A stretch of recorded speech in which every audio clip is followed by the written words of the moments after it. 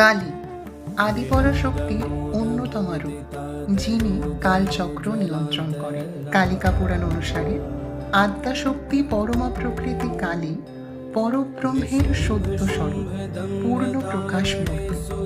তিনি সগুণ, নির্গুণ ও গুণাতীতা, শক্তির চূড়ান্ত প্রকাশ তিনি, এবং সমগ্র ব্রহ্মাণ্ডের জনয়িত্রী, পালয়িত্রী এবং কলয়িত্রী। পূর্ণ ব্রহ্ম সদাশিবের চেতনা স্বরূপিণী। মুন্ডমালা তন্ত্রমে বর্ণিত রয়েছে কালীর সমান পূজ্যা নেই, কালীর সমান ফল নেই, কালীর সমান জ্ঞান নেই, কালীর সমান তপস্যা নেই। অর্থাৎ কালী হলেন সময় বা কালের পূর্ণতার স্ত্রীলিঙ্গ রূপ। কখনো ডান পদে দক্ষিণা কালী, আবার কখনো বাম পদে বামা কালী। মায়ের লীলা অপার, সৃষ্টি স্থিতি ও লয় সব যেন তার মধ্যেই সীমাবদ্ধ।